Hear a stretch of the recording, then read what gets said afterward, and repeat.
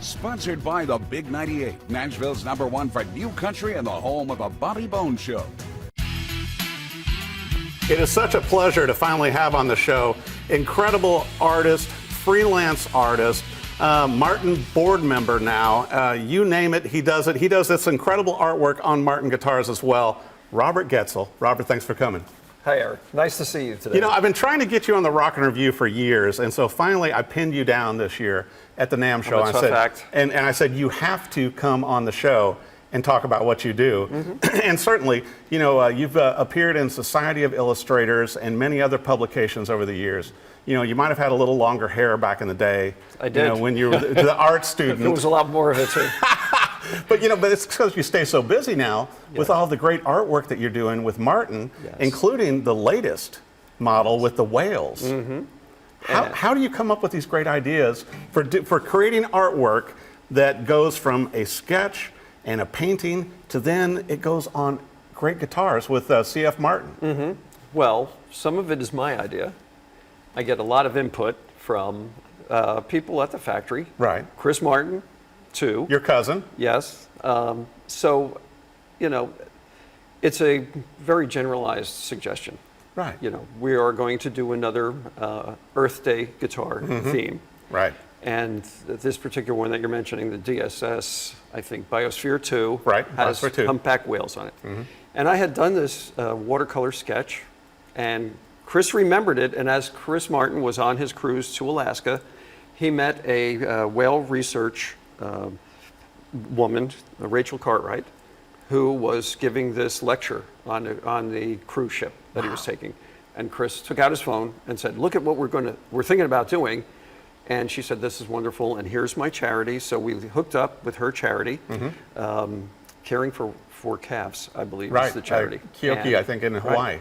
So this just fit right in to what she was doing, and it fit very well into Earth Day, the Earth Day theme. And yeah, and it's so credible too, you know, having seen that guitar plated and everything, but also that there's no plastic involved. And you know, and I know you're so involved with this with Martin also, with the sustainability. Yes. You know, like this guitar. Right. They're, you know, all FSC Beautiful. wood, no plastic, bone in some cases.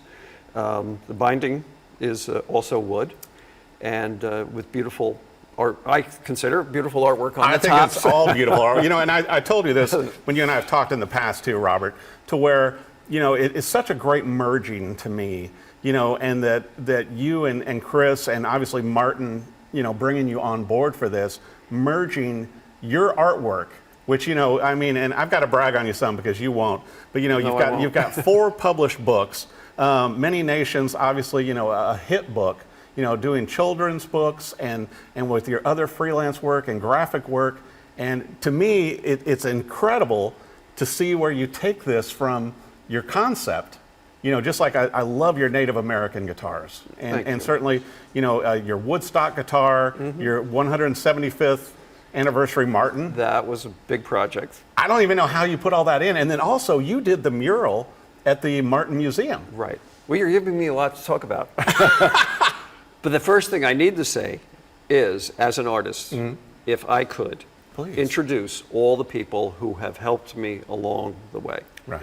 I couldn't be here talking to you today without the gift of somebody saying, we would like you to do this project with us, and then another project or something else opens up. The encouragement of teachers, my wife especially, who has never said to me, get a job because this art thing really stinks. Yeah, I think you've done pretty well with it, Robert. Well, but you never know, right? Starting out, how many great musicians are here on the streets of Nashville, right? Hoping to hit it big, and then if they don't, it's like, well, I better get a job and make a living doing something. Well, I think it's so interesting too, and some people may not realize this, as I know, to where, you know, you and Chris Martin grew up together as cousins, and then you guys went your separate ways. Yes, you know, totally. you know, in college, because obviously Chris went to business and you know, heading up Martin Guitars. Right. You went to art. Yes, the easy route. Nah, I would not easy route. But anyway, and then 15 years ago, you just get back together, and all of this starts. Right. And the strange thing is, going to art school, I always had a sense that I wanted to work for the Martin Guitar Company in some way, maybe creating an illustration for their catalogs. Their catalogs were gorgeous. And as you said, I went off to art school. Chris went off to business school, run a company, kind of lost touch. When I can tell you a story, when things were going tough, I called Martin Guitar, wondering if I could get a job up there. I mean, I was thinking about giving up art somehow. And I said to Chris, you know, I'd like to maybe look into getting a job up there, but I don't want you to help me out in any way, you know. Right. See if I can earn this on my own. And he said, don't worry, I won't. He won't help. All right. I didn't get the job, but what it did was it made me continue pursuing art and illustration. Right. And things did start breaking loose. And one project led to another, I mean, there were some lean times, secondhand clothing stores for my kids. Yeah. We were never going hungry. I had loving parents who helped with some financial support. My father was a 40-year guy in the phone company, so he was like, Robert, get a job with the phone company. You don't have to worry about all of this stuff. I never did. But you stuck with the art. Yeah. Well, and I think, and so much of your art as well, and certainly it's been written about and you've been published in a number of different places before, you know, being with Martin Guitars.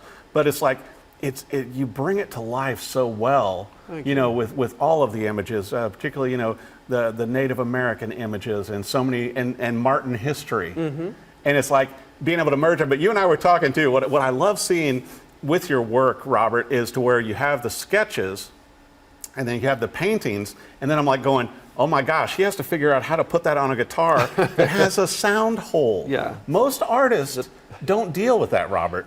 No, the best real estate on a canvas has this big ugly hole in the middle and a bridge that's hanging out. But you have to make it to where everything works in tandem. And I think that's what I admire about you most on this, is that you're taking artwork, applying it to an instrument that makes artwork, that makes art. Yes. Well, and sometimes I'm asked to design the guitar in such a way that it could work as a piece of art, as a wall hanger, right, or when you play it. So the design sort of has to wrap around that body shape. And I think with these hand-painted guitars that I'm doing, the one-offs, they came up with a wonderful expression that defines and describes the guitar beautifully. It's called playable art. I totally agree with that. So, you know, it's not a guitar that, these hand-painted ones are really meticulously done because they need to sound like a Martin. You can't be playing something that sounds like a brick. No. It's got to vibrate, it's got to sound like a Martin guitar most of all. And even though my artwork is on it, I'm very mindful of how thin the paints are being applied. Every painting does start with what you were talking about, a pencil sketch, some preliminary drawing.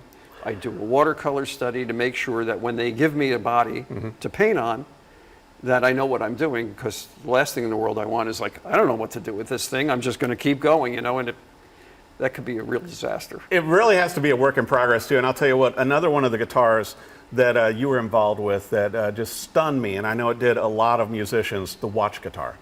Yeah. And when I first saw it, I was like going, okay, and then you get up close and just the detail. You know, and also the detail on your paintings as well, to where, you know, being an art lover as I am and raised by an artist mother, it's like I'm looking at the guitar, but then I get lost in your paintings also. Well, thank you. With the detail that you bring to this. Yes, and your mother was an art teacher. We should say hi to your mom. Hi, Mom. Exactly. The watch guitar was kind of interesting because there was this melding of a watch company in Pennsylvania. And I initially thought they wanted me to design a watch on the guitar. So I really went crazy with all sorts of designs. And then kind of fun for an artist, creative type. Yeah, but then the fellow, Roland, said to Chris Martin, you know, he's a fine artist, but he doesn't know anything about watchmaking because nothing was working correctly on it. It was just like a fantasy watch. I'm good with that. But what they did was reproduce a watch that the company was, RGM Watches was making. And we replicated the look of that watch on the guitar. That's why it looks like that. Yeah. So I didn't really have much to do after the initial sort of layout. Tim Teal and that creative team up at Martin Guitars spent, I don't know how many months, maybe a year, trying to figure out how to do this thing.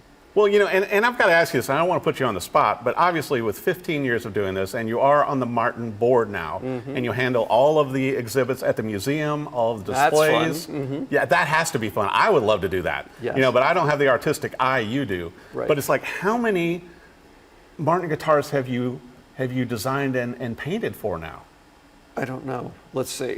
I'm just saying, it's kind of like hit records. It's probably nearly 20. Wow. Yeah, it's unbelievable. Because, I mean, there's so many standout ones, and certainly, you know, I've seen a lot of them. Fortunately, I've gotten to play a number of them. But, you know, even when you put battleships on them. Well, that was another Chris Martin idea.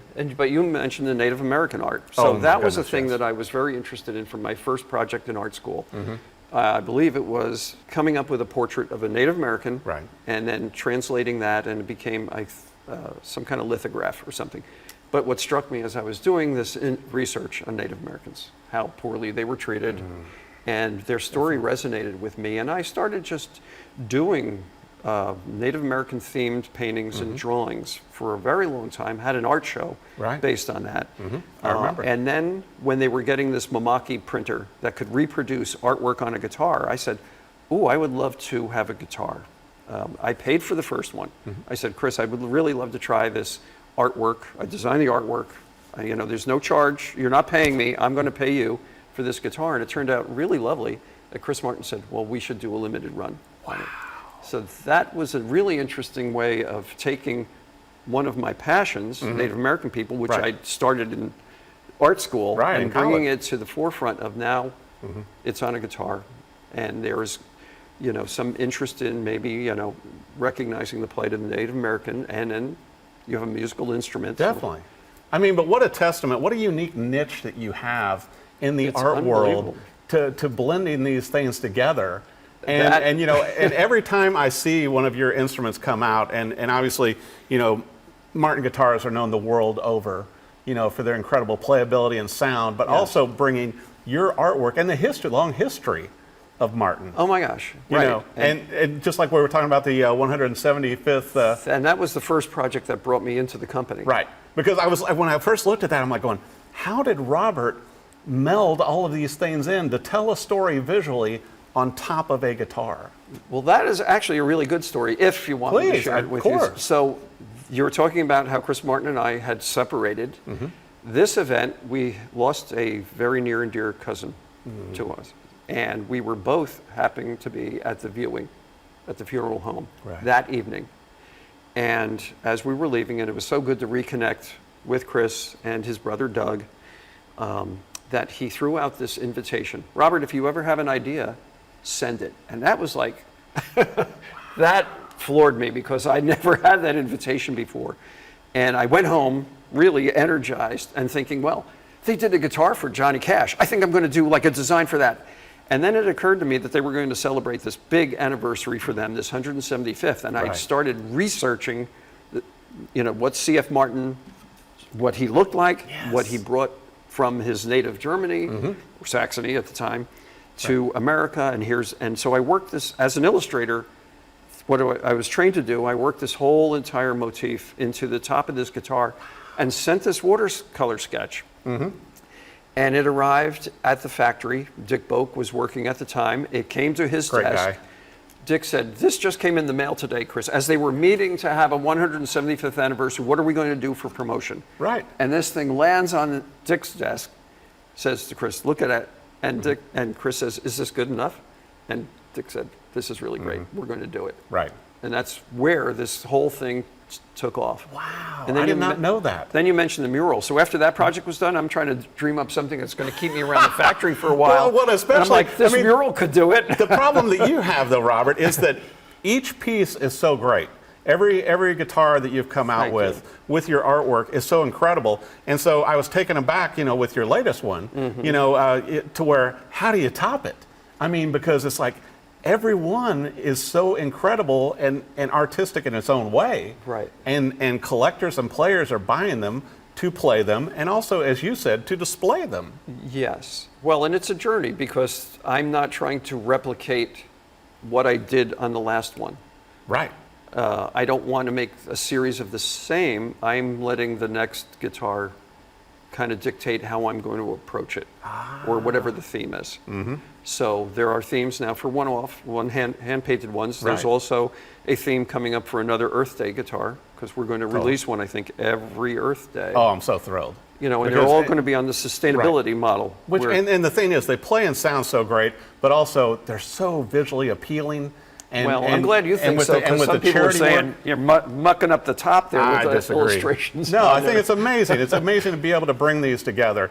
And I know that you're going to have more models coming out. You know, I personally think you need to have showing your artwork going from the pencil drawings and then to the painting and then to the finished guitars, because a lot of people don't realize this, and I do from going through all your body of work, how much effort and time. A lot of effort. How many hours?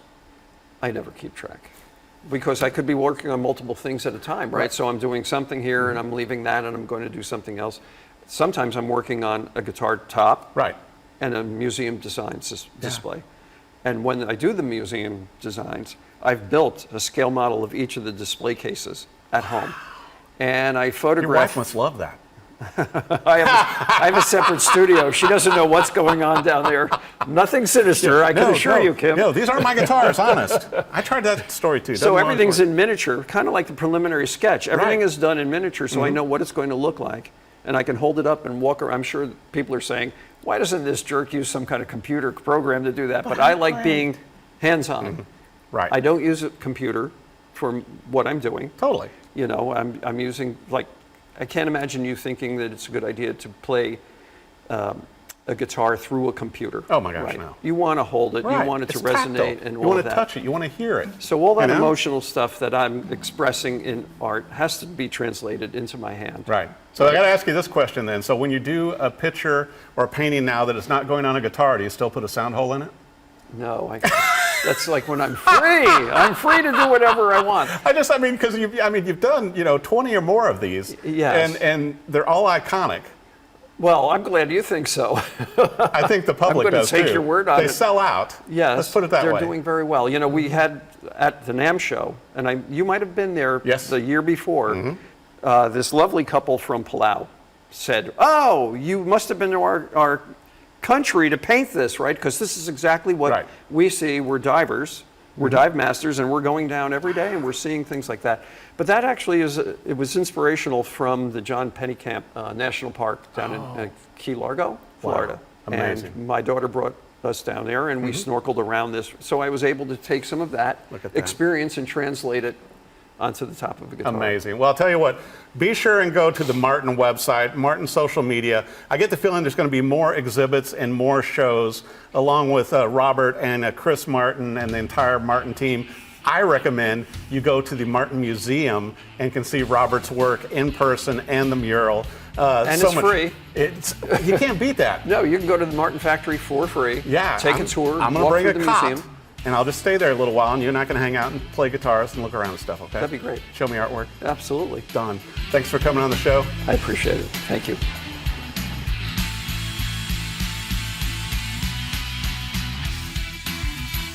Sponsored by the Big 98, Nashville's #1 for new country and the home of a Bobby Bones show.